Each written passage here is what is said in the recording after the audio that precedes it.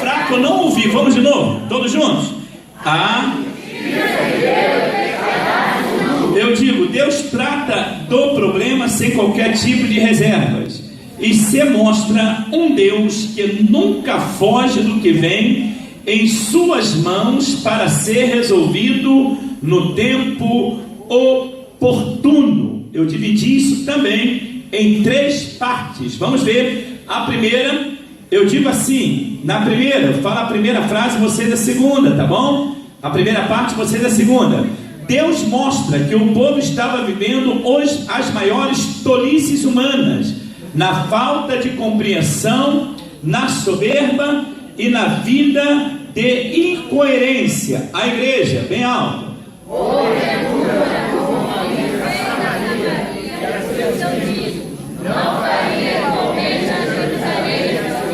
Muito obrigado. Então, além deles terem saído pela tangente em relação, em desobediência a Deus, a nação também tinha entrado pelo caminho da idolatria. Não sei se vocês se lembram, a situação era tão catastrófica que no capítulo 1, versículo 3, Deus usa o profeta para dizer assim: o boi conhece o seu possuidor, o jumento conhece a manjedoura do seu dono, mas Israel não tem conhecimento, meu povo não entende. Por isso que eu usei a palavra tolice, falta de entendimento. Se o salmista estivesse aqui, chamaria esse povo de nécio, como ele chama no Salmo 14, o Salmo 53, quando ele diz o nécio no seu coração, não a Deus. Não a Deus, o texto fala, diz o nécio no seu coração. Nécio aí é insensato, e a palavra insensato quer dizer aquele que perdeu o senso, que lá em Mateus capítulo 23, Jesus chama essa turma de raça de víbora. Claro que está falando dos fariseus e os saduceus. Jesus chama essa turma de raça de víbora, chama de insensato, chama de sepulcro caiado, chama de hipócrita. 7 vezes em Mateus capítulo 23, Jesus chama essa turma de hipócrita. O profeta Isaías, ele usa que o texto dizendo: porventura, como fiz a Samaria e a seus ídolos, não faria igualmente a Jerusalém e a seus ídolos. Só que Samaria se perdeu mesmo. Samaria estava totalmente... Olhem para cá, por favor. Samaria estava totalmente fora. Agora aqui não. Aqui era Israel. Israel tinha mandamento, deixou os mandamentos do Senhor. Israel tinha doutrina, tinha ensinamento, mas não queriam dar mais ouvido aos ensinamentos. Ouviam tudo, mas tapavam os ouvidos para o ensinamento. Aí o profeta, ele foi contundente na sua profecia, na sua oratória. E eu uso aí a frase, parece até um pouco pesada, quando eu digo Deus mostra que o povo estava vivendo as maiores tolices humanas, na falta de compreensão, na soberba e na vida de incoerência. Por quê? Todas essas coisas. A ordem era essa aqui, o que Deus tinha mandado para eles era isso aqui, mas eles estavam com os ouvidos agravados, fechados. Irmãos, quando o crente fecha o ouvido para Deus, não há Espírito Santo que dá jeito. É por isso que eu falo aqui na igreja, que lá na igreja de Laodiceia, o senhor vai levar um livrinho sobre as 7 igrejas da Ásia. Lá na igreja de Laodiceia, Apocalipse capítulo 3, versículo 20, o Espírito Santo estava batendo na porta do coração do líder da igreja.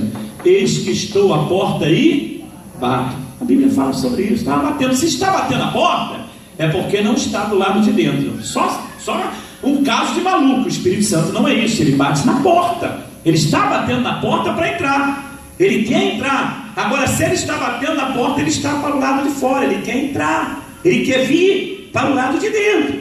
E aí, vocês já ouviram, já se acostumaram a falar isso aqui, que isso é condicional. Primeiro, se alguém ouvir a minha voz. Segundo, se alguém abrir. Se não abrir, não adianta. Não tem pregador, não tem louvor, não tem adoração, não tem preventor, não tem conferencista do mundo que consegue trazer essas pessoas para a verdade do Evangelho, a verdade de Cristo. Tanto é que o texto está falando a um líder, a um pastor, o pastor da igreja de Laodiceia. Ele permitiu que o Espírito Santo ficasse batendo do lado de fora, querendo entrar. Eu chamo isso de incoerência, eu chamo isso de soberba, eu chamo isso de falta de compreensão, eu chamo isso de tolice humana. Israel estava assim, e Deus já tinha falado: o boi conhece o seu possuidor, o jumento conhece a manjedoura do seu dono. Mas Israel perdeu isso aqui, perdeu o conhecimento. O meu povo não entendia, não estava entendendo mais nada de Deus e de Bíblia. Por isso que tinham saído pela tangente, por isso que tinham se perdido no caminho. O profeta Oséias já tinha falado isso 100 anos antes, quando ele disse no capítulo 4, versículo 6: o meu povo perece porque eles faltam o quê? Conhecimento. E a falta de conhecimento estava trazendo esse transtorno para a nação. Vamos ver o número 2. Eu falo a primeira parte, você na segunda. Deus nunca fica em cima do muro, Ele sempre tem um comportamento digno e cheio de fidelidade com a sua justiça. O que é que diz o texto? Porque Israel virá ser como fogo, e os seus campos como labareda, que abraça com fogo e as suas sarças. Muito obrigado. Aqui havia esta profecia como uma promessa de transformação. Só que essa transformação aqui era dolorosa, porque o texto está falando aqui de espinheiro, está falando de uma transformação dolorosa. Iria doer, iria machucar. E isso que acontece, dói, machuca, quando nós não queremos entrar pelo caminho. Não é coisa de pessimismo, não é coisa de aquilo que inventaram. Se não vi, isso é mentira, tá? É mentira. Quem não vem pelo amor, vem pela dor, vem pelo leito. Isso é bobagem, mentira. Mentira. Quem vem é porque abriu o coração para Cristo, aí aceita Jesus como Salvador.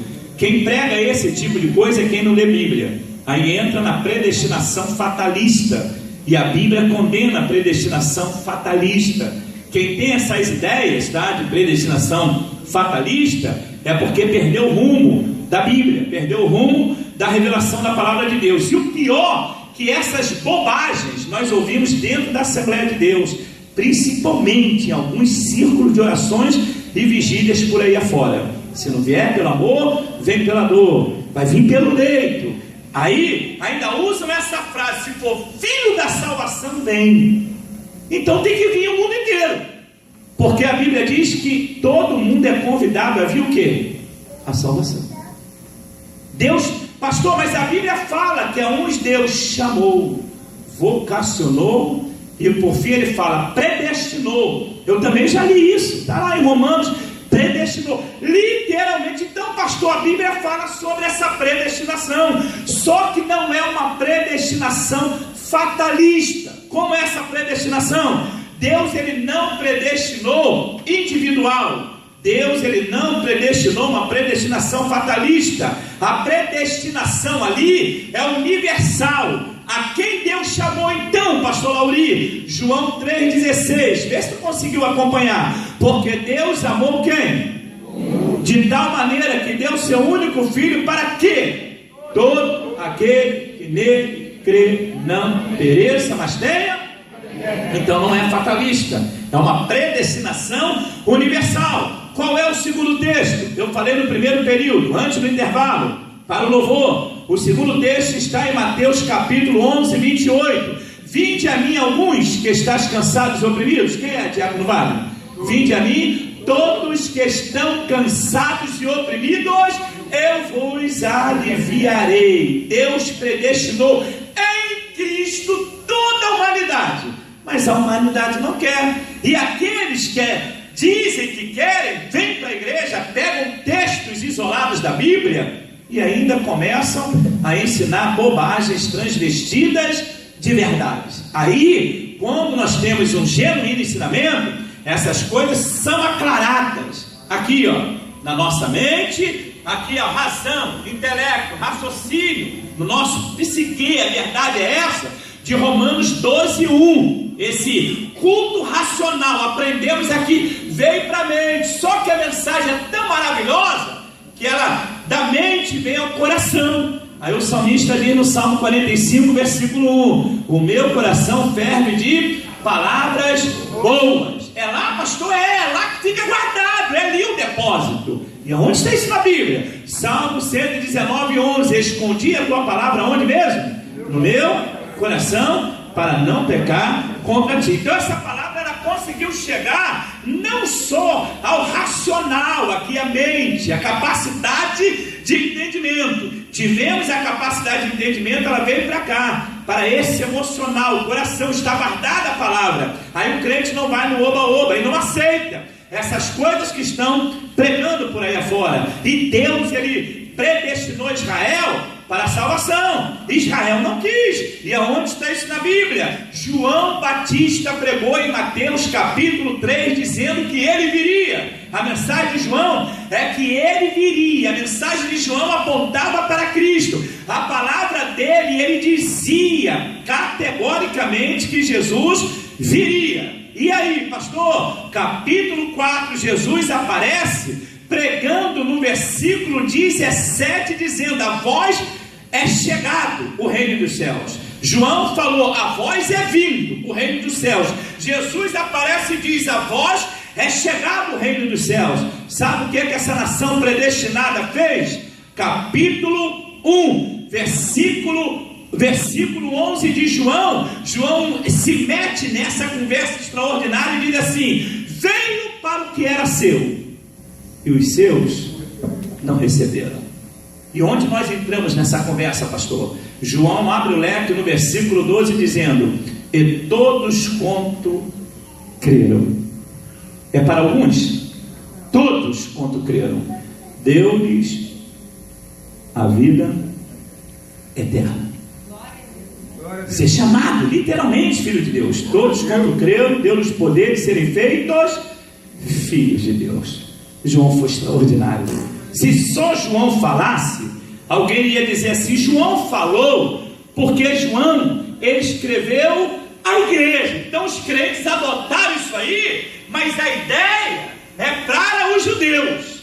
Aí Deus, queridos irmãos, que não deixa brecha nenhuma, usa o próprio Mateus, que escreveu aos judeus, lá no capítulo 16, versículo 18. Era como dizer, expressão minha, tá? Essa expressão é minha. Era como Jesus dizer: vocês não me quiseram. No capítulo 3 João falou, no capítulo 4 eu falei, João Batista falou, agora João Evangelista diz que vocês rejeitaram. Vocês não me quiseram, não tem problema. Quem fala isso? Mateus, que escreveu aos judeus. Vocês não me quiseram? Olha para cá, o presbítero Ronaldo, olha o que ele diz. Eu estou usando as mesmas linguagens, tá? Vocês não quiseram, eu avisei. João avisou, eu vim, eu falei. Vocês não quiseram. João, o evangelista, escreveu que vocês me rejeitaram. Vocês não me querem? Não tem problema, não vou deixar João sozinho nessa história não. Quem vai falar sou eu. Mateus 16, 18. Vocês não me querem, não tem problema. Edificarei a minha igreja, e as portas do inferno não prevalecerão contra ela. Você pode adorar ao nome de Jesus? Fale junto comigo, em nome de Jesus. Eu sou esse predestinado, porque aceitei e estou no caminho. Aí é que entra a genuína interpretação e revelação da parte de Deus. Eu fico pasmo. Aqui no Rio de Janeiro tem uma igreja muito forte que prega a doutrina da predestinação fatalista, e dói quando aparece na televisão um culto deles, e eles falando assim: esse aqui era pastor da Assembleia de Deus, esse aqui era evangelista na Batista, na Presbiteriana, era presbítero, esse aqui era de uma outra Assembleia, esse aqui era de outra igreja. Dói. São homens que aprenderam sempre, mas nunca chegaram ao pleno conhecimento da verdade. Segundo lugar, são homens que são levados por ventos de doutrinas, tá? São manipulados, são conduzidos pelas heresias que pregam por aí afora. Eu não posso. Isaías estava preocupado com isso, e volta a repetir no capítulo 1, versículo 11. ele arrebenta, versículo 3, arrebenta com esse povo dizendo: o boi conhece o seu possuidor, o animal de trabalho, de força, conhece o seu possuidor. O jumento, tá? Todo mundo ignora, o jumento, rapaz, conhece, ó, o boi conhece o seu possuidor, o jumento conhece a manjedoura do seu dono. Mas Israel, o esclarecido, o que recebeu todo o entendimento da Torá, não tem conhecimento. O meu povo não entende. Deus está irado com essa situação. Deus não aceita mais isso. As igrejas hoje, queridos irmãos, trabalham com teologia, trabalham com curso teológico, trabalham mesmo com curso teológico. As igrejas cada vez mais, eu não vou nem fazer isso aqui, porque você vai ver um monte, vai levantar as mãos. A maioria tem pelo menos o básico em teologia, outros têm o médio em teologia. Outros que estão aqui neste santuário fizeram o avançado em teologia, fizeram a convalidação, bacharel em teologia. Tem outros aqui que começaram a fazer, não terminaram, mas pelo menos começaram a fazer. A oportunidade é para todos. E por que esse povo vive perecendo aí? Porque não querem buscar conhecimento. As igrejas hoje têm essa facilidade. Que coisa maravilhosa! Há um derramar de Deus na nação brasileira. Vou falar aqui no estado do Rio de Janeiro para isso, mas ainda encontramos um monte de pessoas que não querem aprender a santa e genuína palavra de Deus. E o que acontece? Coloquei letra A, letra B e letra C. Vamos lá trabalhar os versículos. Letra A, todos juntos, bem alto, a interpretação do versículo. Letra A: ele condena, por isso que eu falei do espinheiro. Segundo lugar, ele julga a quem resiste. Oh, aleluia. E por último lugar, ele julga o rei. Muito obrigado, tá? Usando aí os textos. Mais embaixo um pouquinho, porque eu fui anunciar presbítero Severino, ele não vê a hora de estar aqui em cima cantando. Então vamos lá. Em terceiro lugar eu digo assim, olha o que eu digo: Deus, por fim, mostra o que na realidade o seu povo estava passando nas mãos dos perversos e o que eles estavam fazendo sem misericórdia. Letra A, a igreja. Eles... Eita glória! Vamos mais embaixo. Letra B, a eles moços. Letra C,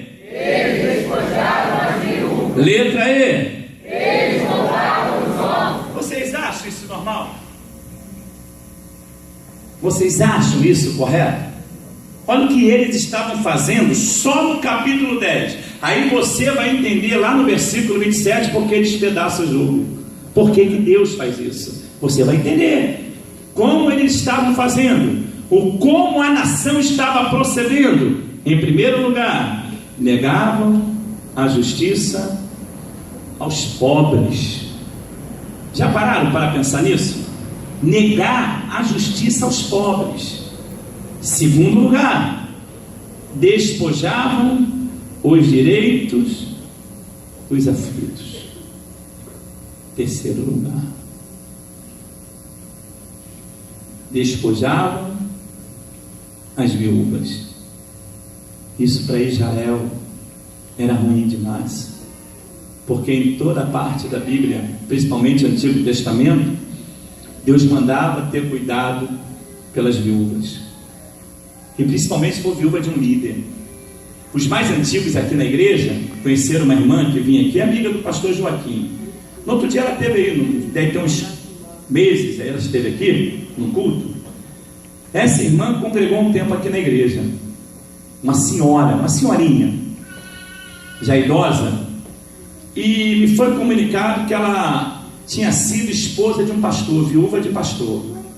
Vocês não sabem o prazer que eu tinha em cuidar daquela irmã, a alegria que eu tinha em cuidar daquela irmã, porque o pastor já tinha partido. Eu nem sei se ele foi um pastor que dirigiu o rebanho, cuidou de igreja, quantos anos cuidou. Eu só quis saber que ela era viúva de pastor. Eu tratava aquela irmã, nunca mais me esqueci dela. Qual o nome dela mesmo, pastor Joaquim? Senhor? Irmã Joaquina. Ela vinha sempre. Aí depois ela foi para outra igreja. Mas enquanto ela congregou aqui, eu tinha um respeito muito grande, um apreço muito grande por ser viúva, e principalmente viúva de um pastor. Quebra tudo, né? Quando o pastor morre, destrói tudo. Porque a mulher pós-moderna, as mulheres que estão aqui, a maioria trabalham. As mulheres que estão aqui são mulheres pós-modernas. São mulheres, deixa eu usar uma palavra que é chula, mas só para vocês entenderem, se viram, a verdade é essa, se viram no bom sentido, tá? Se viram trabalhando daqui, dali, trabalha em casa. Quem não trabalha lá fora numa empresa, trabalha de cabeleireiro, trabalha de manicure, de pedicure, trabalham passando roupa. As mulheres hoje estão sempre fazendo alguma coisa para ajudar na manutenção do lar, que não é demérito nenhum, isso aí é maravilhoso. Elas aprenderam, olha para cá vocês aí dos adolescentes, juniores aqui, ó. Elas aprenderam lendo Provérbios capítulo 31, a mãe de Lemuel, que não comia o pão da preguiça, trabalhava com as suas rendas para a manutenção do lar, ajudava o marido. Engraçado é que o versículo 29, eu vou falar só para as irmãs que estão aqui. O marido fala assim: todas as mulheres, elas se comportam prudentemente, são virtuosas. Aí ele fala para a mulher dele: mas tu supera a todas. Lá no versículo 29, vou tirar um dia para pregar sobre essa mulher virtuosa. Então, esta mulher, na cultura hebraica, ela foge à regra, ela quebra paradigmas, ela quebra protocolo, porque na cultura hebraica, primeiro o velho, depois o cachorro, aí depois é que vem um monte de coisas para vir a mulher sempre isolada. E na cultura hebraica, a mulher não poderia ter esse tipo de comportamento como as mulheres têm hoje, trabalharem, ganhar o pão e se dinamizarem. Estão aí na política, estão em todos os segmentos sociais, tem mulher trabalhando em todas as profissões. As mulheres estão aparecendo para a glória de Deus, amém por isso, e graças a Deus que continue assim. Mas a mãe de Lemuel, na época dela, não podia, era mais difícil. Então hoje é mais fácil, hoje as mulheres trabalham.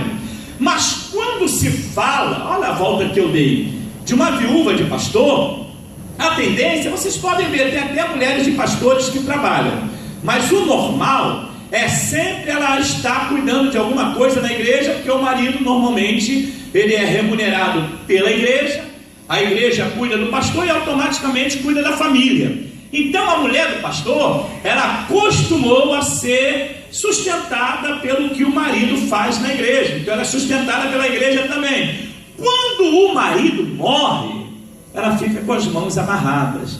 Tem igrejas, a maioria das igrejas tem além do regimento interno, ata ali da igreja, estatuto da igreja, o pastor, por exemplo, ganha 10 salários mínimos.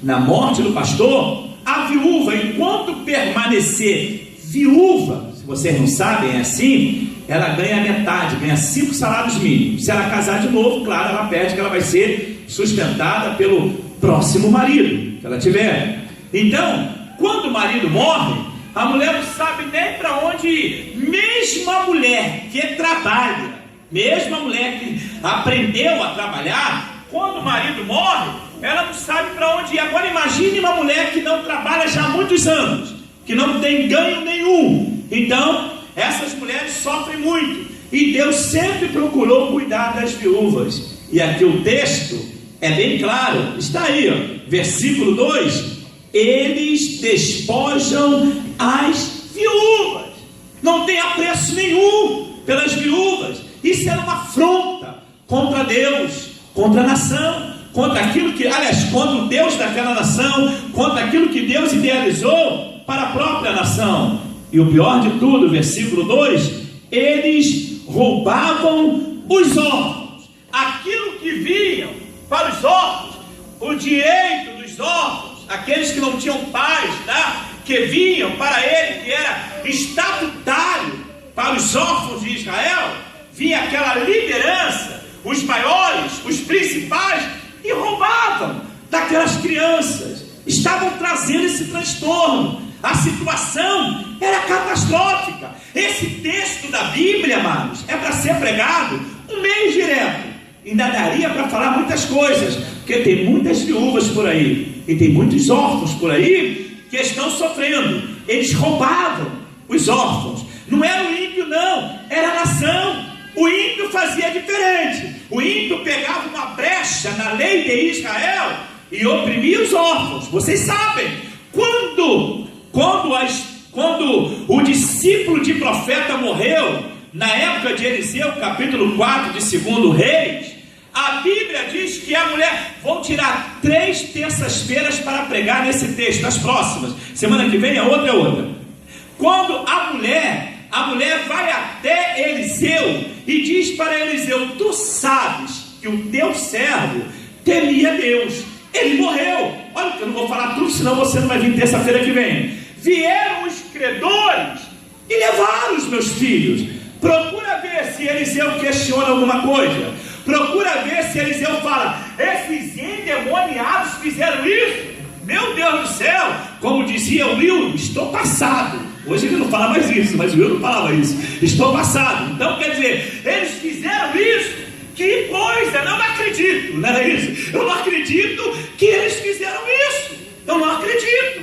Eliseu não faz isso. Estão endemoniados, estão oprimidos. Satanás está neles. Crente, quando não conhece a Bíblia, fala cada coisa, atribui tudo ao diabo. Claro que o diabo está por trás dessas coisas, mas tudo ao diabo. Vê se Eliseu age assim. Quando a mulher falou, ela sabia o que estava falando. Eliseu não vai falar mal de ninguém. Sabe o que Eliseu diz? É só uma palhinha para a semana que vem. Declara-me o que tens. Aonde? Em casa. Eu tenho um pouquinho de azeite e um pouquinho de farinha. Foi o que ela falou para Eliseu. E daí a história vai embora. Eu não vou tratar disso aqui hoje. É só para você entender o que vem semana que vem. O que vem semana que vem, né? Tá? Só para você entender o que vem pela frente, fica melhor. Que veio mais além, é mais ou menos isso. Só para você entender um pouquinho o que nós vamos ministrar na outra terça. Eliseu não questionou. Por que a mulher falou isso? Vocês vão descobrir. Tem pessoas que não vão poder vir semana que vem. Vocês vão descobrir que era lei, quando o marido morresse e não tivesse pago a dívida, o filho daquela pessoa iria trabalhar como escravo até alcançar aquele valor, o valor daquela dívida. Era normal isso para Israel, era lei. Os credores vieram, não dizem se era crente ou não, pelo menos conheciam a lei. Dá-se a ideia, crente, aliás, os judeus ou não, dá-se a ideia que era, mas vamos supor que não fosse. Pegar essa brecha da lei, ele devia isso, então vamos lá pegar os filhos para serem escravos. Vocês vão aprender aqui semana que vem. Vou fazer uma apologia desse homem de Deus que a Bíblia fala, porque eu já vi um monte de pregadores aí falando bobagens, que ele era caloteiro, que ele deixou a família mal. Aí vocês vão descobrir que não era nada disso. Vocês vão ver na semana que vem. Eu estou apenas citando o que a Bíblia diz. Foram lá pegar o órfão, deixaram mal a viúva, agora sem marido e sem filhos. Foi o que aconteceu. Pegaram os órfãos. Aqui a situação era pior. A liderança estava arrancando do direito dos órfãos, estava extorquindo. Quando eu olho isso na Bíblia, me perdoe, né? Está sendo filmado, mas não tem problema não. Cada coisa que acontece em Brasília, cada coisa que acontece na política brasileira, quantos desvios de dinheiro público tem nessas creches por aí afora? Me perdoe, tem algumas irmãs aqui que trabalham em creche. Aline, me perdoe, tá? Obreira Aline, obreira Andressa. Pode ser, pode não ser o caso aqui, que o caso que vocês aqui deve ser igual a situação que nós estávamos conversando com o Hildo ontem. Hoje é apenas a ponta do iceberg, né? A pontinha, é a pontinha, coisinha de nada. Coisinha de, sabe o que eu estou falando? É uma coisinha de nada, mas preste bem atenção.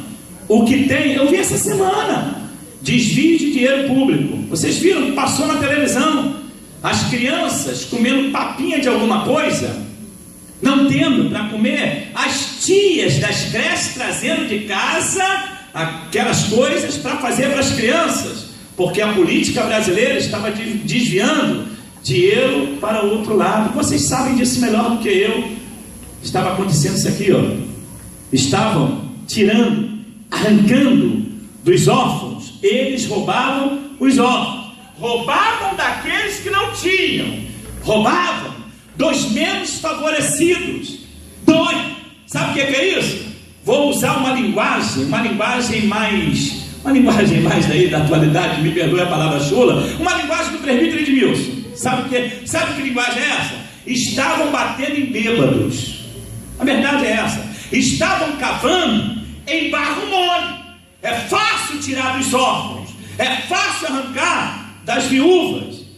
Estavam pegando do lado mais fácil. Só isso. Vai cavar em barro duro? Ninguém quer.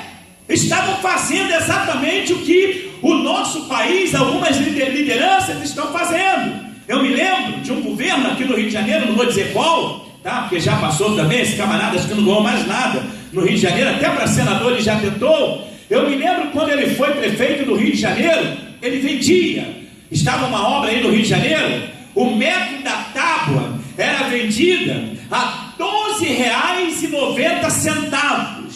Ele saía R$12,90. Para ele era R$2,30.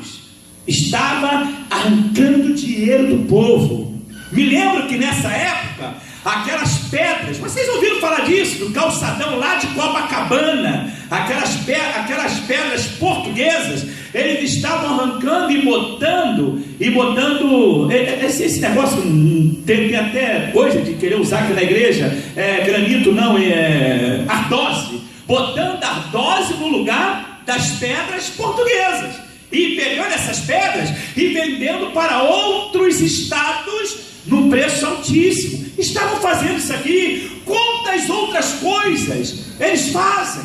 Extorquindo o povo, arrancando do povo. A situação era a mesma.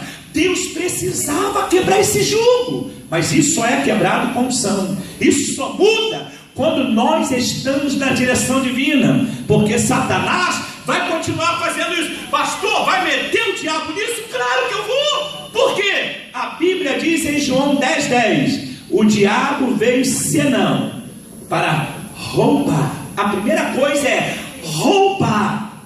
Segundo, matar. E em terceiro lugar, destruir. Mas os irmãos vieram lá de quase falei Sapé. Sapé é o Eduardo, que é lá, né, Eduardo? É lá de Sapé. Não é Sapé, vieram lá de Mari.